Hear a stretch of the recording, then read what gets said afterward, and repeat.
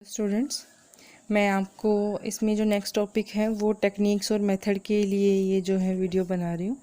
तो इसमें सबसे पहली जो है हमारे पास एनवायरमेंटल या फिर ऑर्गेनाइजेशनल स्कैनिंग के लिए जो फर्स्ट टेक्निक है वो है मॉनिटरिंग द पब्लिश्ड और unpublished source of information. Published source कौन से होते हैं? जैसे जहाँ पे इंफॉर्मेशन को पब्लिश किया जाता है, जैसे कि न्यूज़पेपर हो गया, मैगज़ीन हो गया, या गवर्नमेंट कोई भी जहाँ से सूचना मिलती है उसका कोई प्रकाशन हो गया, या किसी संस्था के बारे में कोई भी एडिशन दिया गया है उसका प्रकाशन हो गया, अंतर्राष्ट्रीय कोई इंटरनेशनल एडिशन हो गया, वहाँ से जहाँ पे रिसोर्सेज को जो है एज ए इंफॉर्मेशन प्रोवाइड कराया जाता है। अनसोर्स जो है वो हमारे पास कुछ ऐसे सोर्सेज भी होते हैं जो पब्लिश नहीं होते, ठीक है। और वो पब्लिश नहीं होते वो वाली सूचना कौन से हैं? जैसे कई बार जो है हम किसी मीडिया के थ्रू, किसी टेलीविज़न कॉन्फ्रेंस में, कई बार किसी वाद विवाद में, ठीक है, तो वहाँ पे हमें जो है कुछ किसी तरह की इन्फॉर्मेशन का प्रोवाइड होना या वहाँ पे मिलना, तो ये भी क्या है हमारे लिए, ये भी एक सोर्स ऑफ इंफॉर्मेशन है। तो ये हमारे पास टेक्निकली मॉनिटर करना उन चीज़ों को जो पब्लिश्ड और non published sources of information है। सेकंड है हमारे पास technique of searching the required information. जो रिक्वायर्ड इन्फॉर्मेशन है वो कहते हैं कि इन्फॉर्मेशन सोर्सेज का पता लगाने के बाद हमें जो है जो आवश्यक सूचनाएं हैं उनको प्रकाशित स्रोतों को ढूंढा जाता है, और जो पब्लिश है या फिर जो वर्बल इंफॉर्मेशन है जो अनपब्लिश्ड है उनको कलेक्ट किया जाता है, और कलेक्ट करने के बाद उसको सूचना को इकट्ठा करके जो है उसमें जो भी उसको क्लिपिंग सर्विसेज जो है वो प्रोवाइड कराते हैं। ये संगठन क्या करते हैं, ये समाचार पत्रों, पत्रिकाओं और जर्नल से या अलग अलग एडिशन से जहाँ पे इंफॉर्मेशन प्रोवाइड कराई जाती है वहाँ से आंकड़े इकट्ठे करते हैं, ठीक है। ये क्या कर रहे हैं हम, ये टेक्निक्स है searching required information. Required information कहाँ कहाँ से मिलेगी, या तो जहाँ पे पब्लिश हो चुकी है या फिर जहाँ पे पब्लिश नहीं हुई है, दोनों ही तरीके की जो हैं उनको हम इंफॉर्मेशंस को इकट्ठा करेंगे, और मैनेजमेंट इंफॉर्मेशन डिपार्टमेंट जो है इस काम को करता है।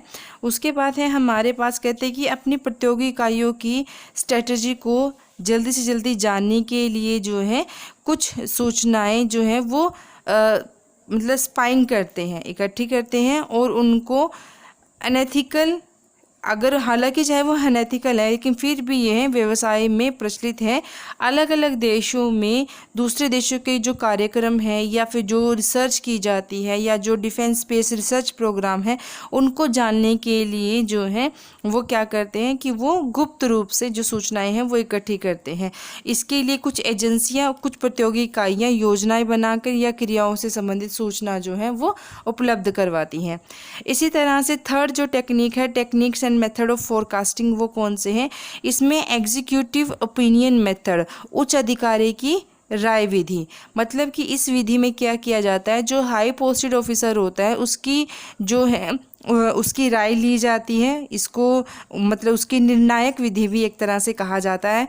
जो उसका ओपिनियन होता है उसको मतलब जो है वो ध्यान में रख के जो है ये मेथड अपनाया जाता है। इस विधि में कहते हैं कि जो हमारा एनवायरनमेंट है हमारी संस्था का, उसके जो टॉप लेवल के जो ऑफिसर्स हैं या टॉप लेवल पे जो बैठे हुए हैं लोग, उनकी जो टॉप लेवल की मैनेजमेंट है, ये उनके ऊपर डिपेंड करता है कि वो किस तरीके का जो है वो डिसीजन मेकिंग कर रहे हैं। उसमें कोई भी पैनल, कोई भी जूरी या कोई भी कमेटी बना देती है, और वहाँ से जो है इस समिति का हर एक जो सदस्य है अपनी अपनी सूचनाएं इकट्ठी करके अपने एक्सपीरियंस के आधार पे जो है व्यवसाय के तत्वों का पूर्वानुमान लगाता है, और उनको उनके जो पैनल बिठाया जाता है सभी के विचार सुनने के बाद जो है फ्यूचर के लिए कोई भी डिसीजन मेकिंग की जाती है। उसके बाद है एक्सपर्ट ओपिनियन मेथड।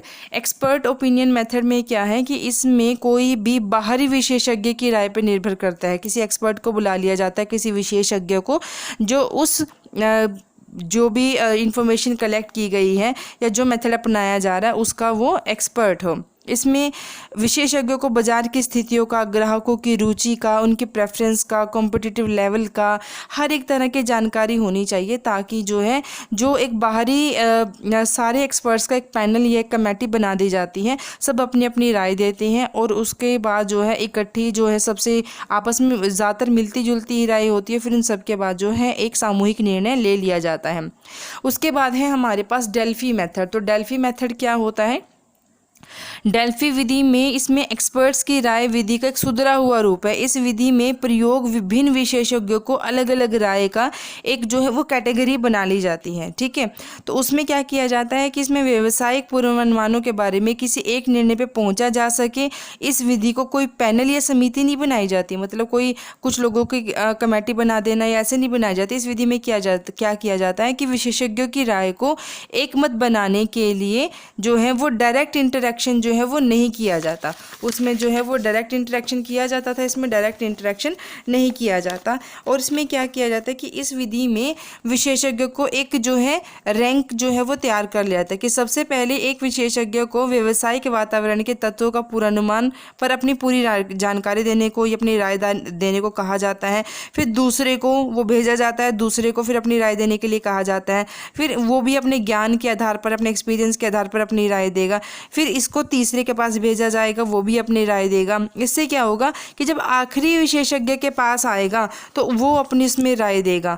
तो वो कहते हैं कि इसको एक व्यावसायिक पूर्वानुमान में अंतिम अनुमान जो है वो मान लिया जाता है। यानी कि हर कोई उसमें अपनी जो है वो ऐड करता रहेगा कि अब हम ये कहना चाह रहे हैं, इसके बारे में ये कहना चाह रहे हैं। ठीक है, उसके बाद है economic indicator analysis method. Economic indicator analysis method क्या होता है कि इस विधि में जो व्यवसाय पूर्वानुमान व्यवसायिक इकाइयों को प्रभावित करने वाले तत्वों पर निर्भर करता है कि कौन कौन से ऐसे फैक्टर्स हैं जो कि एनवायरनमेंट को इफेक्ट कर सकते हैं।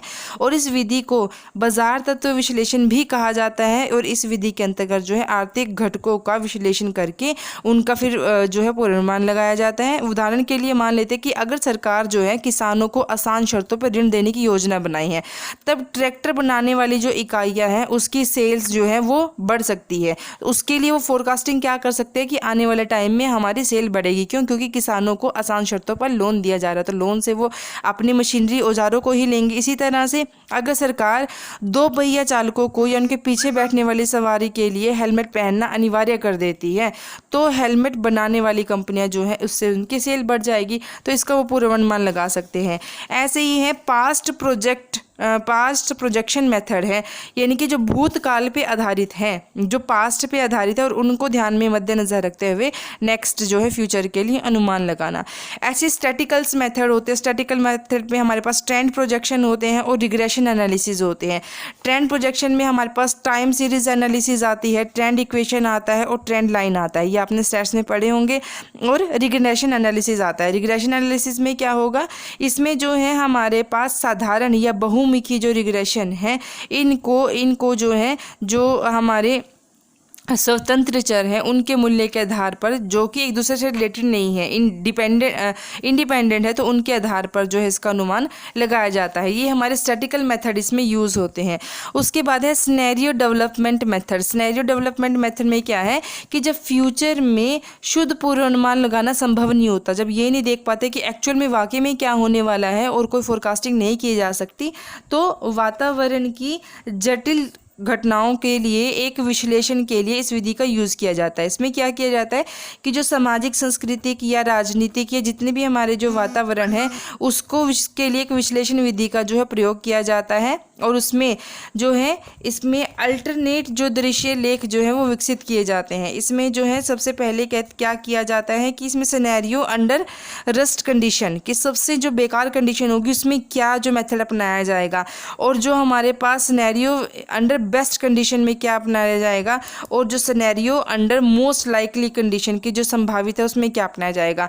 इन जो 3 जो आपके ये बताए गए हैं दृश्य, इनके लेख के लिए भविष्य में की जाने वाली जो भी क्रियाएं तय होती हैं इन दृश्यों के लिए जो है फिर उन्हीं के बेसिस पे स्ट्रेटजी, इनके 3 बेस बना लिए कि सबसे रेस्ट कंडीशन क्या होगी, सबसे बेस्ट क्या होगी और मोस्ट लाइकली क्या होगी।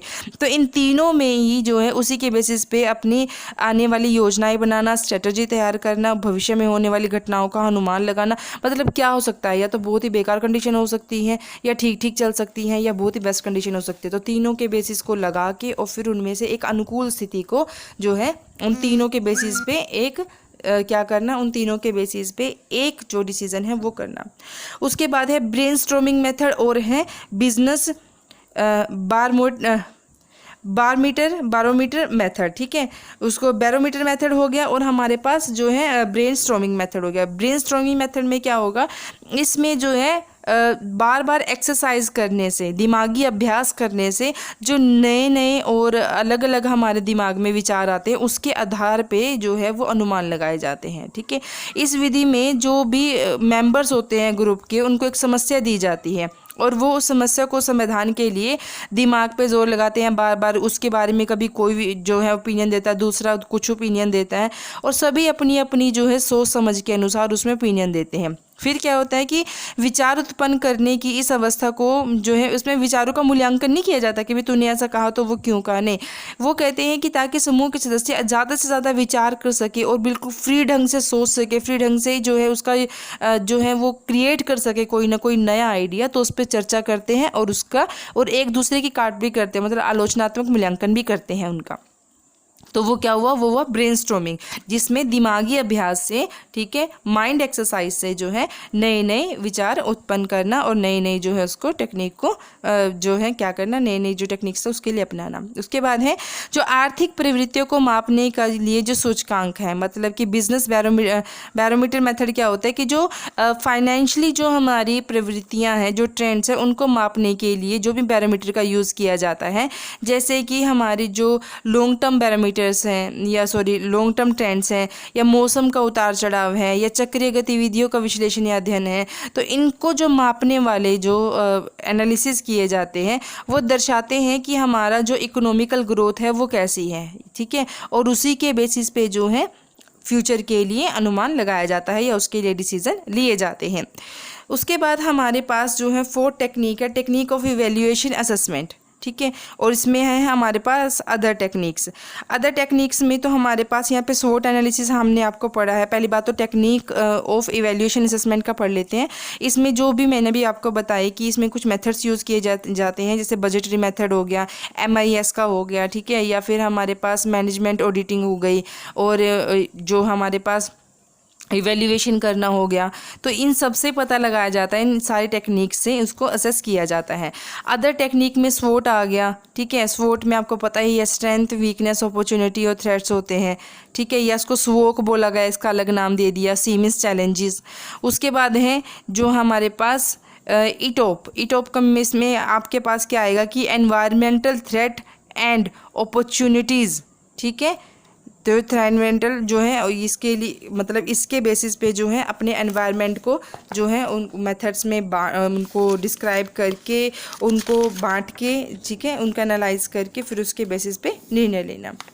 उसके बाद है हमारे पास यहाँ पे कि factor affecting environmental and organisational scanning कौन कौन से हैं। पर्सनल एबिलिटी और स्ट्रेटजी इफेक्ट करती हैं। हर एक जो कहते हैं कि विश्लेषण किया जाता है जब वातावरण का, तो उसमें जितने भी व्यक्ति हैं उनकी योग्यताएं, अनुभव, शिक्षा का स्तर और जजमेंट सबकी अलग अलग होती है। सबकी संस्कृति, योग्यताएं सब अलग अलग होती है। कुछ आशावादी होते हैं, कुछ निराशावादी होते हैं, कुछ जो अपॉर्चुनिटीज़ ढूंढते हैं, कुछ उसमें डर ढूंढते हैं। तो इन सभी की उससे जो है ये प्रभावित होता है। सेकेंड फैक्टर क्या है, इंटरनल एनवायरमेंटल और ऑर्गेनाइजेशनल फैक्टर। इंटरनली भी जो है वो इफ़ेक्ट करता है कि हर एक जो बिज़नेस यूनिट है उसका जो इंटरनल एनवायरनमेंट है वो भी अलग अलग होता है। कईयों के पास बहुत ज़्यादा फाइनेंस उपलब्ध होता है, कईयों को बहुत ज़्यादा ह्यूमन रिसोर्सेज हैं, बहुत बड़ी मार्केट है, बहुत बड़ा ब्रांड है, और कहीं इसका बिल्कुल उल्टा हो सकता है। तो उनके लिए, कईयों के लिए काफ़ी अवसर हो सकते हैं और कईयों के लिए जो है उनका डर जो है वो बन सकता है। लेकिन इन सब के होते हुए भी कई बार क्या होता है कि अच्छी अच्छी कंडीशन होते हुए भी हड़ताल हो जाना या फिर कुछ ऐसी चुनौतियों का सामना करना, एकदम कुछ चेंज आ जाना, तो उसका भी बड़ा इफेक्ट पड़ता है।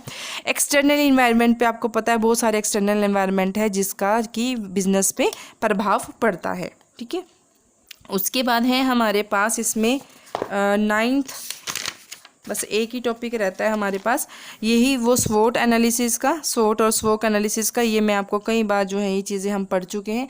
स्वोट एनालिसिस आप कर लेंगे और ये मेरी तरफ से जो है आपका सेकंड चैप्टर बिल्कुल ख़त्म होता है और अब हमारे पास जो थर्ड चैप्टर है वो शुरू हो जाएगा। तो सेकेंड चैप्टर तक आपने ये सब करना है। होपफुली आपको समझ में आया होगा।